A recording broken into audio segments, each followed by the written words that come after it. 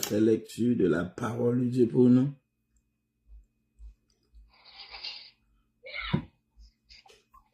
Amen, amen. Amen. Dieu bénit nous.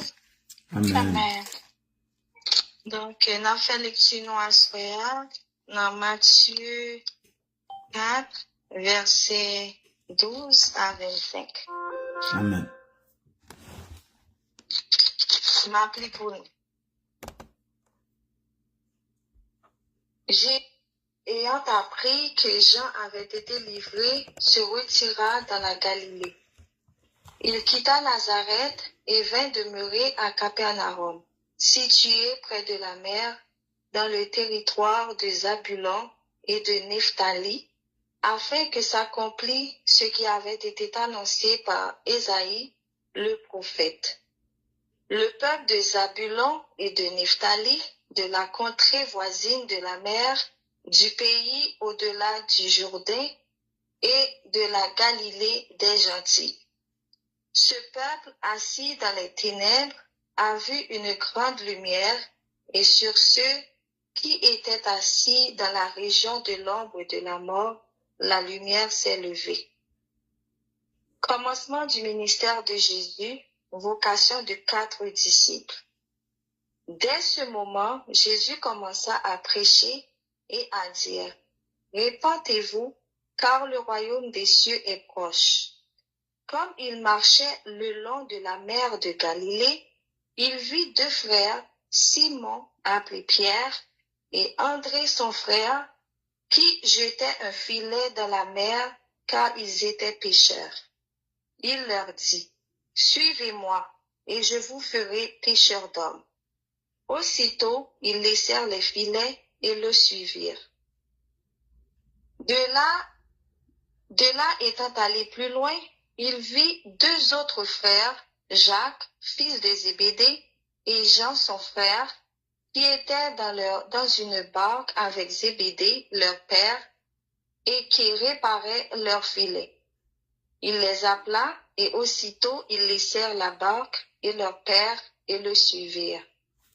Jésus parcourait toute la Galilée, enseignant dans les synagogues, prêchant la bonne nouvelle du royaume et guérissant toute malade et toute infirmité parmi le peuple.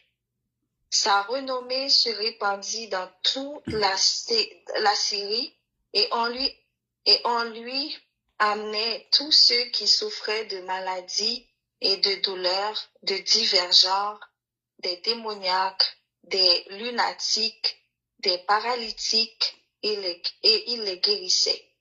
Une grande foule le suivit de la Galilée, de la Décapole, de Jérusalem, de la Judée et d'au-delà du Jourdain. Parole du Seigneur. Amen.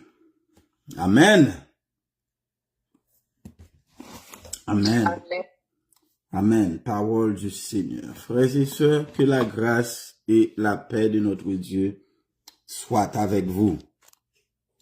Amen. Amen. Est-ce que vous m'entendez bien, frères et sœurs? Est-ce que vous me recevez bien? Amen. Amen. Donc ici, frères et sœurs, cette portion de lecture a été retrouvée dans l'évangile de Matthieu, qui est le premier évangile, le premier des 4 évangiles, écrit entre les années 80 à 100 après Jésus-Christ. Et cet évangile a été attribué à Matthieu, qui est l'un des 12 disciples de Jésus-Christ. Donc cet évangile a été rédigé pour être lu dans le monde entier. Et le but de cet évangile, frères et sœurs, c'est pour annoncer que Jésus-Christ est le Messie. Jésus-Christ est le Fils de Dieu qui a été promis, le Fils de David, le Fils de l'homme mentionné dans le livre de Daniel, et il est aussi le Sauveur du monde. Donc, frères et sœurs, ces titres, beaucoup de ces titres sont retrouvés dans l'Ancien Testament. Donc, Matthieu, il utilise beaucoup de termes vétérotestamentaire, c'est-à-dire il utilise beaucoup de termes dans l'Ancien Testament, dans son évangile. Donc, il a aussi tiré près de 90% de son évangile de l'évangile de Marc. Donc, l'évangile de Marc, c'était le premier évangile qui était écrit parmi les 4 évangiles et beaucoup d'auteurs, à l'exception de Jean, ont pris comme source l'évangile de Marc. Et c'est pour cela qu'il y a tant de ressemblances dans les 3 premiers évangiles qu'on les appelle des évangiles synoptiques.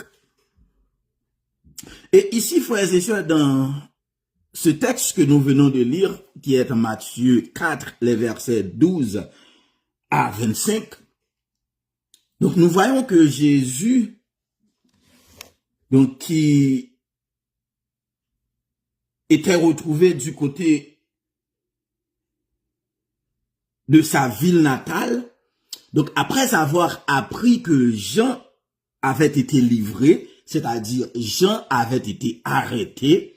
Jean avait été arrêté par qui? C'était par le roi et Hérode. Hérode le tétrarque.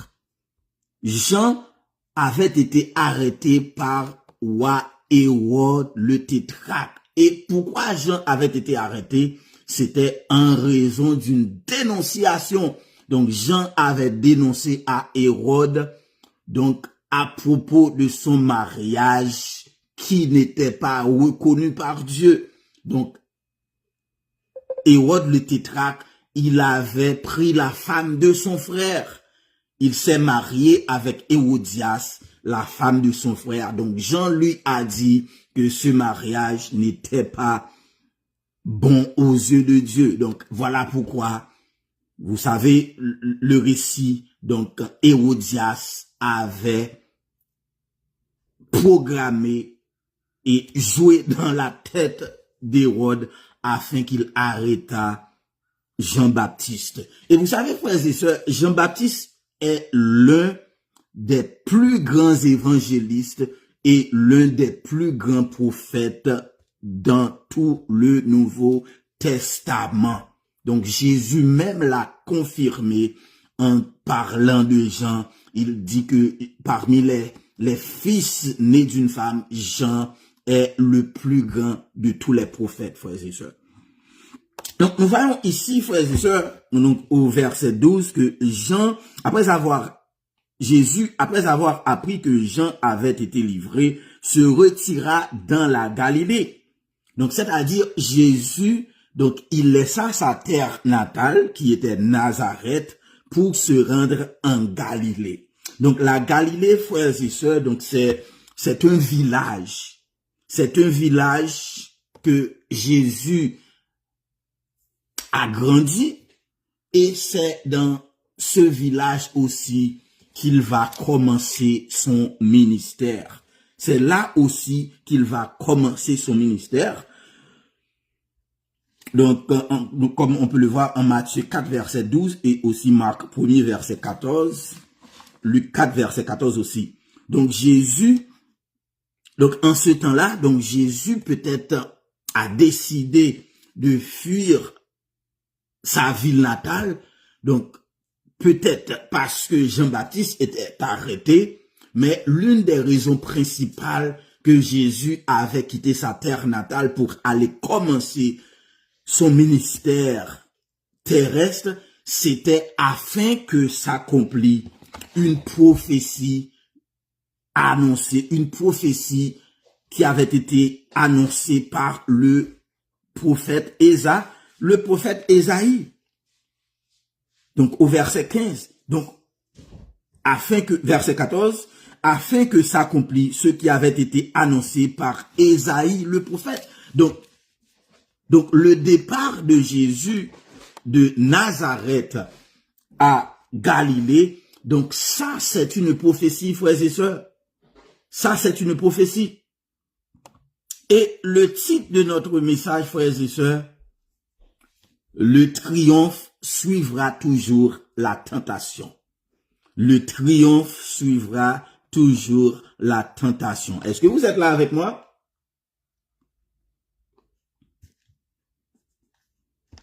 Amen, amen. Amen. Amen. Je ne reçois pas assez de feedback, mais on va continuer.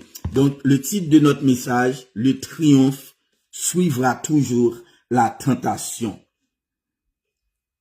Et pour continuer ce message, frères et sœurs, nous allons voir ce texte en trois points. Donc, le premier point, donc, c'est à partir des versets 12 à 16.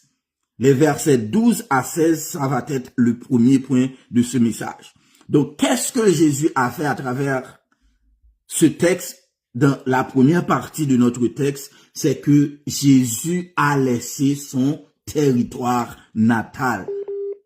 Donc, le titre de notre premier point, c'est un changement de territoire, une meilleure réussite. Donc, les versets 12 à 16.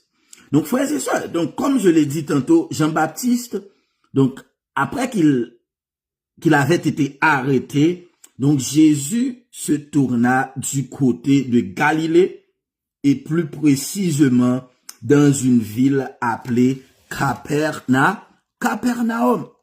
Donc, Capernaum, c'est un village, comme je vous ai dit, donc, qui signifie village de Naoum. Capernaum, ça signifie village de Naoum. Donc, qui est situé au bord du lac, près d'une frontière. Ce village est situé au bord du lac, près d'une frontière. Et il y avait à Capernaum, frères et sœurs, un bureau de péage. À la frontière, il y avait un bureau de péage. Et c'était à ce bureau que travaillait Matthieu Lévi, le Lévi. Donc, c'était à ce bureau que Matthieu, lui, il travaillait. Donc, l'appel de Matthieu, ça a été fait à Capernaum, frères et sœurs. Matthieu était un taxe collecteur, donc c'était lui qui recevait les payes. C'était lui qui recevait les payes à ce péage-là. Donc, ici, frères et sœurs, donc Jésus, qui se trouve à Capernaum, donc, voit l'accomplissement d'une prophétie du prophète Ésaïe. Donc, en Marc 2,14, frères et sœurs, donc, nous voyons que Jésus a aussi appelé Matthieu, donc c'était à cet endroit-là. Donc, le changement de location de Nazareth à Capernaum, frères et sœurs, ça accomplit un accomplissement prophétique. Donc, ici, nous voyons que le peuple, au verset 15, le peuple de Zabulon et de Nephtali, mentionné par Matthieu ici, donc ça fait référence à la parole annoncée par le prophète Ésaïe. Donc le pays de Zabulon et Nephtali, quand l'auteur parle du pays de Zabulon et Nephtali, donc il fait référence à la terre, à la portion de terre de la terre promise qui avait été distribuée à ces 2 tribus de la 12 tribus d'Israël. Donc, la tribu de Zabulon et Nephtali, donc c'était 2 tribus qui avaient vraiment des choses en commun. C'était 2 tribus qui avaient des choses en commun. Donc, l'une des premières choses qu'on peut voir, c'est que ces tribus, elles participaient à la bataille des eaux de Mérom, en Josué 11, versets 5 à 8, et aussi dans la guerre menée contre Sisra, en Juge 4, en Juge 6, 11, 5, 14, 15. Donc, elles participaient à cette guerre. Et la tribu de Zabulon et Nephtali aussi, elle aidait Josué dans la bataille contre les Madianites. Donc, ces 2 tribus aidaient Josué dans la bataille contre les Madianites. Vous savez que les Madianites, donc, qu'est-ce qu'ils ont fait? Donc, à chaque fois qu'Israël plantait au moment de la récolte, donc, les Madianites venaient et récoltaient toutes les récoltes de d'Israël. Donc, c'était vraiment une oppression. Et ces deux tribus, donc, elles ont aidé Israël pour les vaincre, frères et sœurs. Donc, on parle de la tribu de Nephtali et de Zabulon. Alors, on continue, frères et sœurs. Donc, au verset 16, donc, nous voyons que, donc, Matthieu nous dit, ce peuple, assis dans les ténèbres, a vu une grande lumière. Et sur ceux qui étaient assis dans la région de l'ombre de la mort, la lumière s'est levée.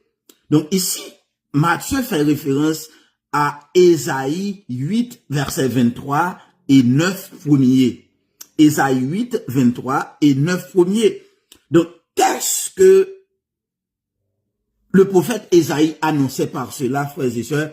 C'est que durant les années 732, donc, la tribu de Zabulon et Nephtali ont été exilés. Donc, ces tribus ont été exilées. Ces tribus ont été exilées. Donc, ces tribus ont vu des gens, donc, leur territoire était occupé par d'autres gens. Donc, ces tribus, c'est comme si on les ignorait, on les méprisait. On méprisait ces deux tribus, ce territoire qui ont été distribués à ces deux tribus. Donc, c'était un endroit méprisable. Et c'est pour cela que le prophète Ésaïe, donc, il annonçait cette prophétie pour dire le peuple de Zabulon et de Nephtali, de la contrée voisine de la mer, du pays au-delà du Jourdain et de la Galilée des gentils, c'est-à-dire les païens, ce peuple assis dans les ténèbres a vu une grande lumière. Donc cette lumière, frères et sœurs, c'est une prophétie à propos de Jésus-Christ de Nazareth. Parce que Jésus nous dit qu'il est la lumière du monde. Donc, le prophète Ésaïe a prophétisé qu'une lumière viendra pour enlever les ténèbres qui couvraient ces deux tribus, ce territoire.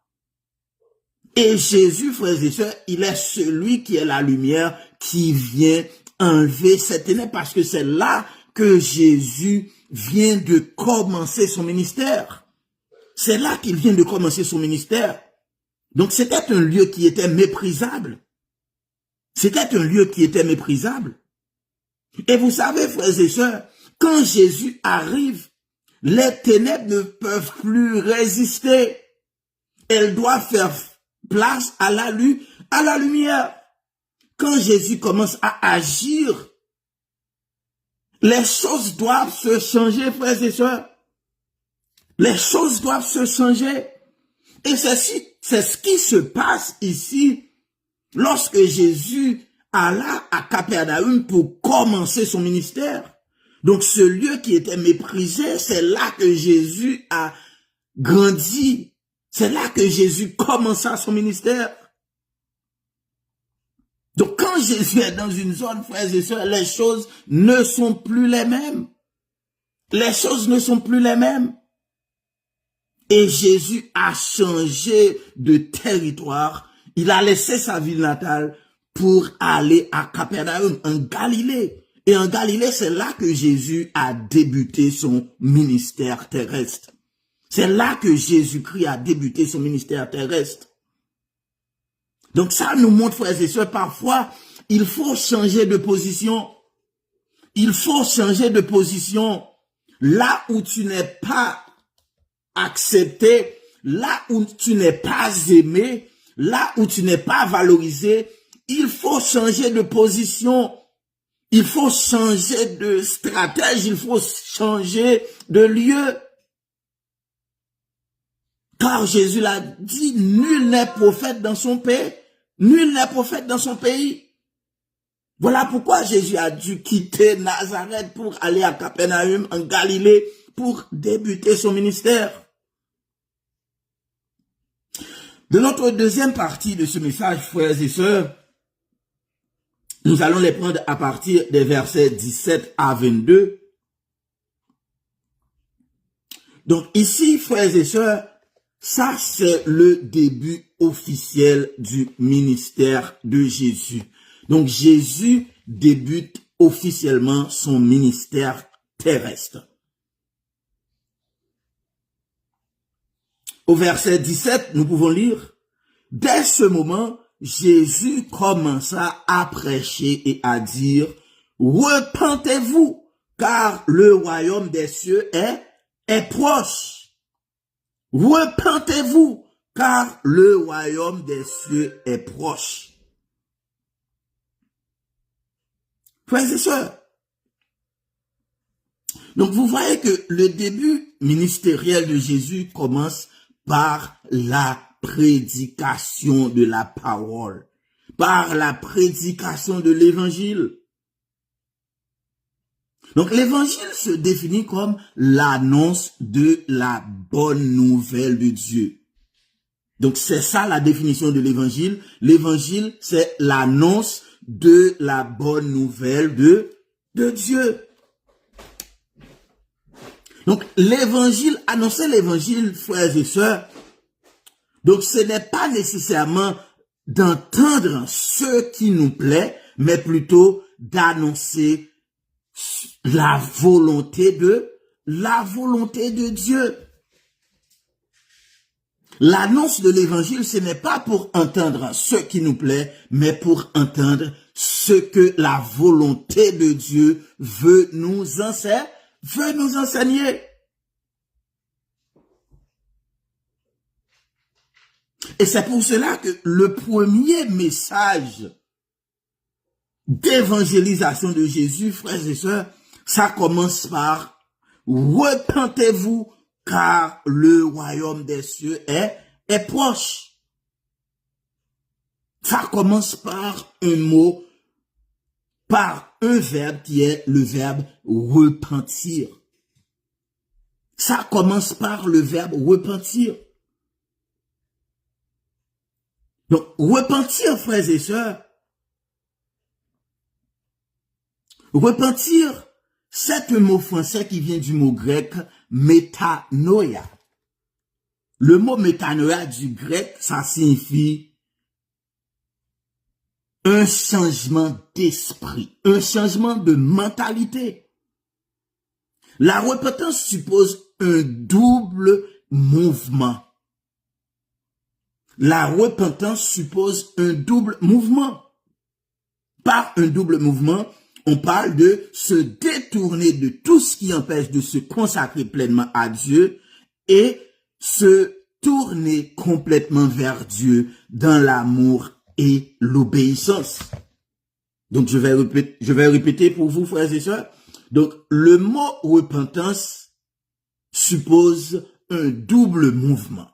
Donc, ça suppose, premièrement, de se détourner de tout ce qui empêche de se consacrer pleinement à Dieu. Et deuxièmement, se tourner complètement vers Dieu dans l'amour et l'obéissance. Dans l'Ancien Testament, frères et sœurs, la repentance était réservée aux élus de Dieu. La repentance était réservée aux élus. Donc, c'est-à-dire, ce sont les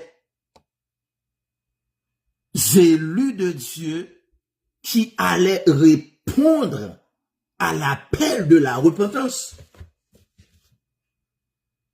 Donc, peu importe l'accent, peu importe vraiment l'évangélisation qui se fait chaque jour, frères et sœurs, il y a des gens qui ne vont jamais se repentir. Mais le peuple de Dieu, frères et sœurs, ceux que Dieu a appelés dès avant la fondation du monde, ils vont se repentir. Et frères et sœurs, si vous regardez le monde de nos jours, quand on prêche un message de repentance, on trouve toujours de l'opposition. Les gens ne veulent pas entendre le mot repentir. Donc ce n'est pas étonnant que des gens opposent à Jésus lorsqu'il parlait de la repentance.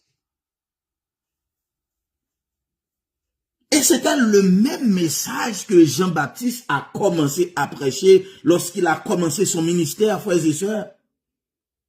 Jean-Baptiste a commencé par le même message. Repentez-vous, car le royaume des cieux est proche. Repentez-vous, car le royaume des cieux est proche. Frères et sœurs, donc l'Église a cette mission universelle d'annoncer la repentance. Si vous êtes dans une église où on ne vous annonce pas la repentance, frères et sœurs, vous êtes sûr qu'on ne se soucie pas de votre salut. On ne se soucie pas de votre salut. Parce qu'on doit se repentir d'abord pour être en relation, pour être en communion avec Dieu. On doit se repentir. Et Jésus et Jean, frères et sœurs, ils ont mentionné la nécessité de la repentance. C'était à la lumière imminente du jugement de Dieu. Donc ça veut dire que le jugement de Dieu est proche. Le jugement de Dieu est imminent. Le jugement de Dieu est imminent. Donc c'est ça que Jésus a dit. Repentez-vous car le royaume des cieux est proche. Le royaume des cieux est proche. Au verset 18, au verset 18, donc nous voyons que Jésus, comme il allait le long du chemin et continuait à prêcher, donc il va commencer par faire des disciples. Il va choisir des disciples pour l'aider à bâtir le ministère. Donc, d'où le titre de notre deuxième point, la formation des disciples, un signe de vraie réussite de tout leader. Voilà comment Jésus a commencé ce message et après avoir commencé à prêcher, tout de suite, Jésus commença à faire des disciples. Il a fait choix de disciples. Pendant qu'il marchait le long de la mer de Galilée, il a vu deux frères qui étaient Simon-Pierre. Simon appelé Pierre, et André son frère qui jetait un filet dans la mer car ils étaient pêcheurs. Ils étaient des pêcheurs. Donc vous voyez, frères et sœurs, donc le ministère de Jésus a commencé dans un endroit qui était méprisé. Jésus a encore appelé des disciples qui n'avaient pas de grande carrière à leur profil professionnel. C'était de simples pêcheurs. C'était de simples pêcheurs qui pêchaient pour métier. Donc ce n'était pas des scribes, ce n'était pas des docteurs de la loi. Ce n'était pas des docteurs de la loi, frères et sœurs. Et nous pouvons voir au verset 19, frères et sœurs, regarde qu'est-ce que Jésus leur a dit. Il leur a dit, suivez-moi et je vous ferai pêcheurs d'hommes. Donc Jésus appelle des disciples pour leur faire des hommes qui vont plutôt pêcher des âmes. Donc ils ne seront plus pêcheurs de poissons, mais plutôt des pêcheurs d'hommes. Des pêcheurs d'hommes, frères et sœurs.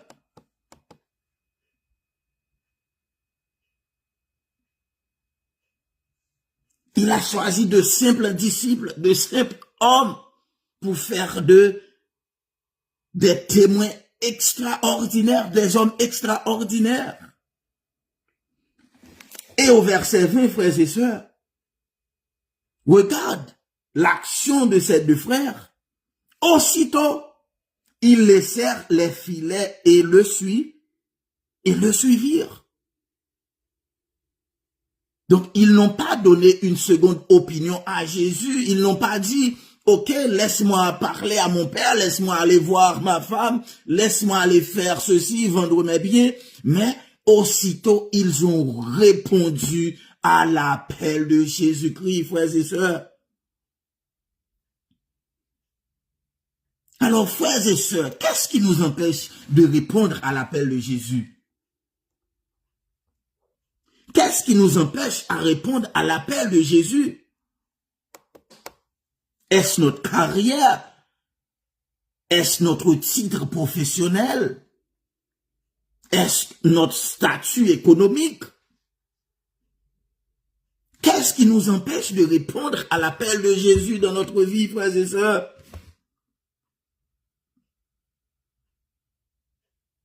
Ils n'ont pas hésité pour répondre à l'appel de Jésus. Et au verset 21, de là étant allé plus loin, il vit deux autres frères, Jacques, fils de Zébédée, et Jean, son frère, qui étaient dans une barque de Zébédée, leur père, et qui réparaient leurs filets.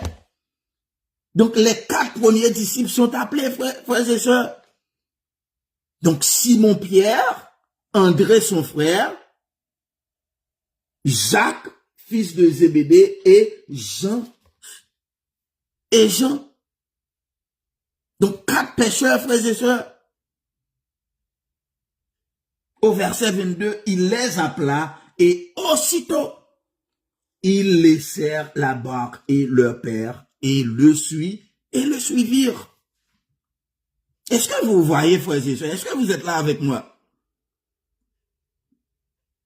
Amen, amen. Les 4 disciples ont répondu sans hésitation et ils ont suivi le Seigneur Jésus. Frères et sœurs, je vais vous dire quelque chose. Comme je viens de vous le dire, ces 4 hommes n'étaient que des pêcheurs. Ce sont des gens pour assurer leur survie qui ne pêchaient que pour avoir des poissons. Donc c'était ça leur entreprise. Ils ont tout quitté en arrière pour suivre Jésus. Ils ont tout quitté en arrière.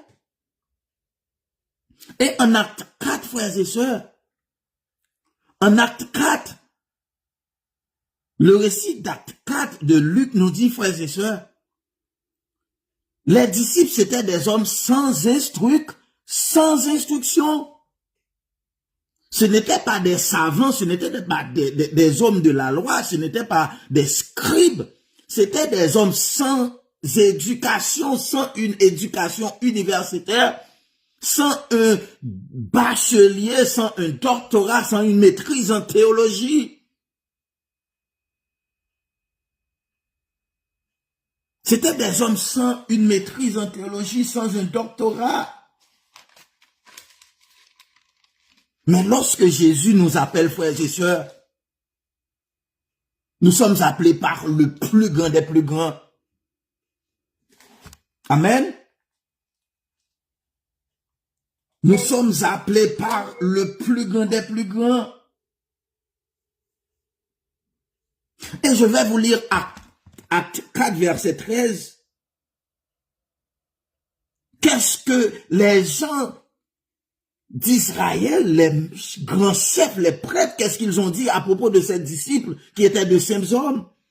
Lorsqu'ils virent l'assurance de Pierre et de Jean, ils furent étonnés, sachant que c'étaient des hommes du peuple sans instruction, et ils les reconnurent pour avoir été avec Jésus.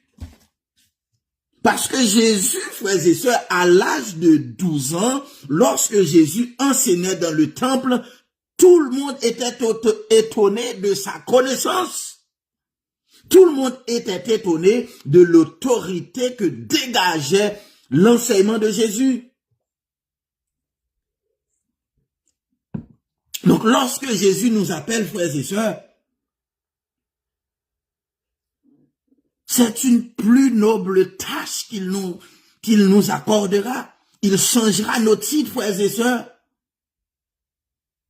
Et ces 4 disciples, c'était eux qui allaient remplacer Jésus, frères et sœurs. C'était les premiers chefs de l'Église après le départ de Jésus. C'était les 4 premiers disciples, frères et sœurs, à savoir Simon-Pierre, André, Jacques et Jean. Donc, on entend peu parler d'André, mais Simon-Pierre, c'était lui qui était le premier à discourir après le départ de Jésus. Au jour de la Pentecôte, c'était Simon-Pierre qui prêchait à 3000 personnes. Jacques était toujours avec eux. Jean était toujours avec eux. Il était parmi les 3 chefs de l'église. C'était Jacques, Pierre et Jean. Et frères et sœurs, dans la résurrection de la fille de Jairus, Jésus avait ses 3 disciples avec lui pour voir ce qu'il faisait. Donc, il les enseignait pour voir la résurrection qu'il se fait par la puissance de Dieu qui s'opère en lui. À la transfiguration aussi, frères et sœurs. Donc, lorsque Jésus était monté sur la montagne, donc Jésus eut la gloire de l'Éternel, resplendissait sur Jésus. Donc, ces 3 disciples ont vu Moïse et Élie, qui étaient dans la gloire de Dieu. Dans le jardin des Oliviers aussi, frères et sœurs, Jacques, Jean, Simon-Pierre étaient près de Jésus. Donc Jésus avait développé un lien très très proche avec ses disciples. Lorsque Jésus nous appelle, frères et sœurs,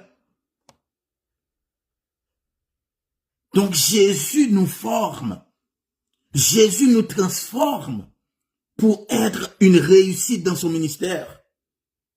Jésus nous transforme pour être une réussite dans son ministère.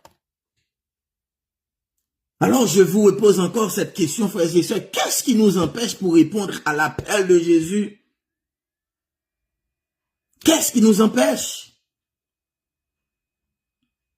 Ne soyez pas empêchés par quoi que ce soit pour répondre à l'appel de Jésus, frères et sœurs. Car ce qu'il nous réserve est beaucoup plus grandiose que ce que nous abandonnons.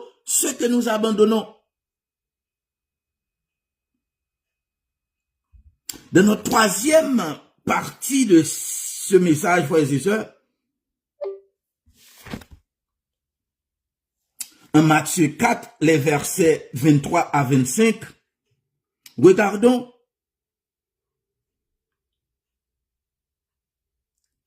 Donc je lis verset 23.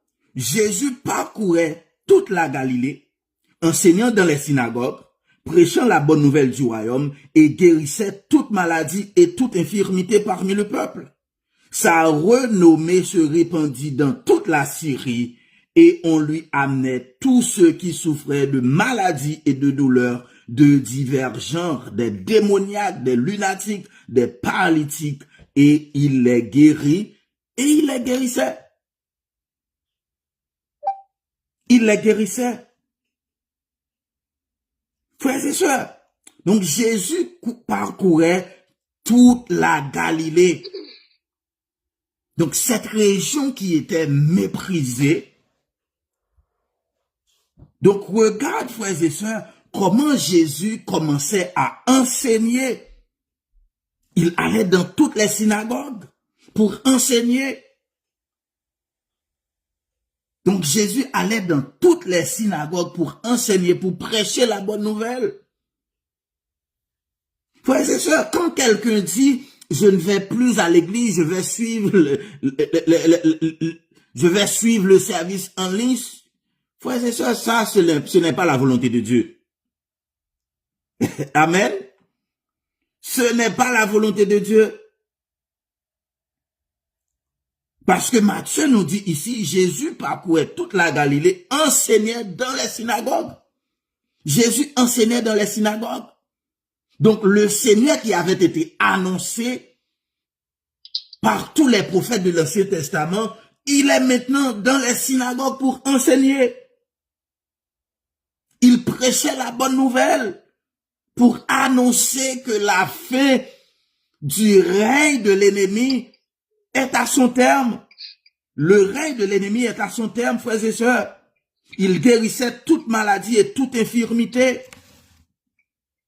Jésus guérissait toute maladie. Il guérissait toute infirmité. Donc, maladie, c'est quoi? C'est une altération active ou évolutive des fonctions de l'organisme. Donc, quelle que soit la maladie, donc Jésus les guérissait.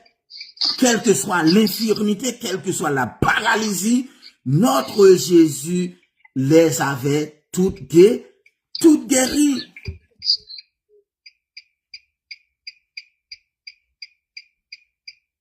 Et au verset 24, Matthieu nous dit, sa renommée se répandit dans toute la Syrie et on lui amenait tous qui souffraient de maladies et de douleurs de divers genres, des démoniaques, des lunatiques, des paralytiques, et il les guérissait. Il les guérissait. Donc ça, frères et sœurs, comme je l'ai dit tantôt dans mon introduction, donc on voit Jésus-Christ, le Fils de Dieu, le Messie, qui vient pour accorder le salut aux hommes. Le salut, c'est-à-dire Jésus vient nous sauver.